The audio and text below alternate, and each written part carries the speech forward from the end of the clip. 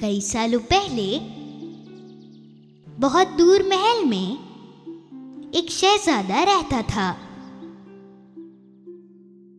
अब शहजादा शादी करने के लिए तैयार हो चुका था, पर शादी के लिए उसे कोई शहजादी नहीं मिल रही थी।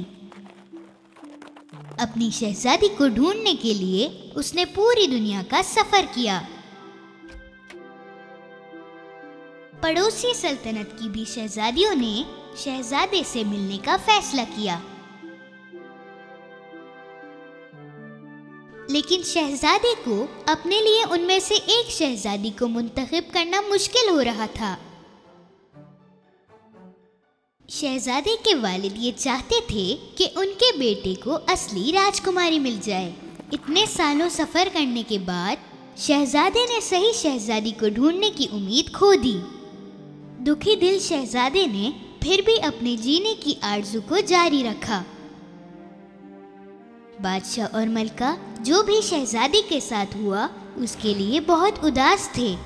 एक और दुखी रात जब वो वहाँ सोचने के लिए बैठे हुए थे, एक बड़ा सा तूफान शुरू हुआ। जोरदार बारिश शुरू हो गई, बादल गरज रहे थे, गड़गड़ाहट की आवाज़ महल में गूंजने लगी। शहजादा सोने के लिए बहुत परेशान था, लेकिन उसे नींद नहीं आ रही थी क्योंकि वो अपनी खिड़की से कड़कती बिजली देख रहा था और दूसरी तरफ अपनी होने वाली शहजादी के बारे में सोच रहा था।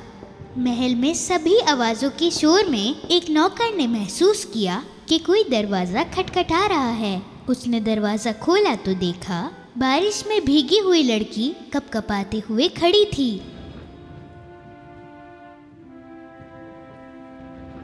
पूरी सल्तनत में सारी लड़कियों में से ये लड़की सबसे खूबसूरत और नाजुक लग रही थी। कांपते हुए उसने बात की, क्या आप मुझे अंदर आने दे सकते हैं? मैं अकेली हूँ और जंगल में खो गई हूँ। नौकर को उस पे रहम आया और उसने फौरन बादशाह और मलका को खबर दी। हम इस वक्त किसी को भी अंदर आने से मना नहीं कर सकते, उसे अंदर ले आओ। बादशाह ने अपने सिपाहियों को यह हुक्म दिया कि उसे अंदर लाया जाए। सिपाहियों ने उस लड़की को अंदर बुलाया और एक कमरे में चिमनी के सामने बिठा दिया। लड़की के भीगे कपड़े देखकर मलका ने नौकर को यह हुक्म दिया कि उसके लिए नरम मुलायम कपड़े लाए जाएं।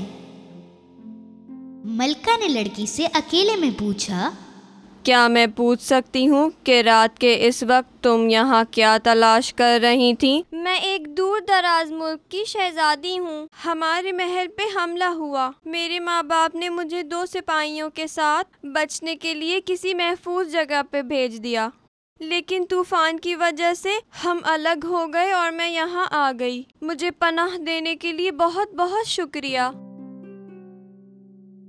मलका को उसकी बातों पर यकीन नहीं आया और वो चाहती थी कि ये लड़की जल्द से जल्द महल से बाहर चली जाए।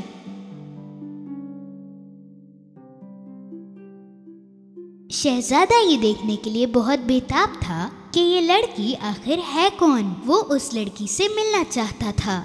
उस वक्त उस लड़की ने मलका के दिए हुए कपड़े पहने थे।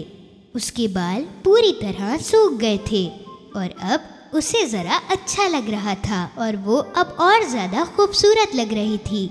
जैसे ही शहजादा कमरे में आया, वो उस खूबसूरत सी लड़की को देखता ही रह गया और वो उसकी खूबसूरती देखकर बहुत हैरान हो गया। मलका ने कहा कि मैं इस मसले को संभाल लूंगी और पता लगाऊंगी कि ये वाकई शहजादी है या नहीं। वो सचमुच की शहजादी है कि नहीं, ये आज हम पता लगाएंगे।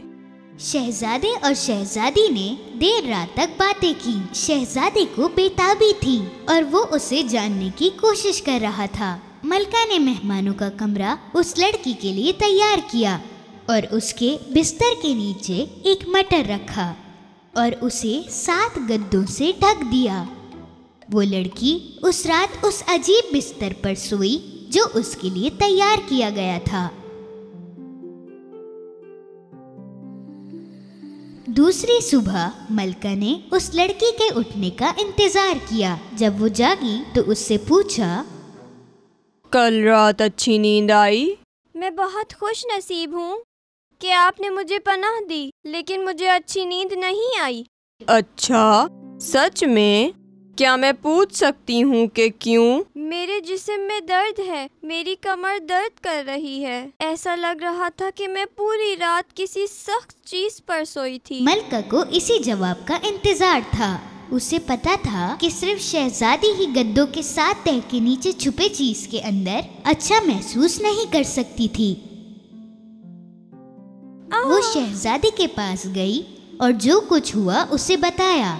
ये सब सुनकर और आखिरकार ये जानकर कि वो एक शहजादी है, शहजादा अपनी खुशी छुपा नहीं पाया।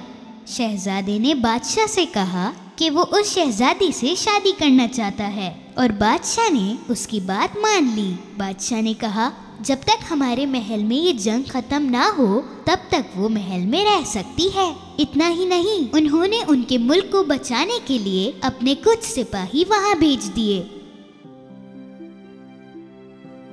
और कुछ दिनों बाद ही शहजादे ने शहजादी से शादी करने का पूछा। क्या तुम मुझसे शादी करोगी शहजादी? और शहजादी ने फौरन से हाँ कर दी और वो दोनों खुशी से रहने लगे।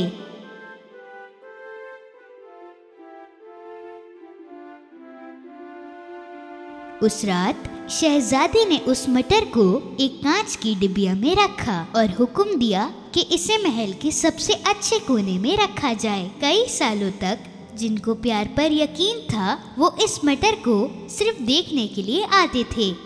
शहजादे और शहजादी की ये कहानी कई सालों से बताई जा रही है।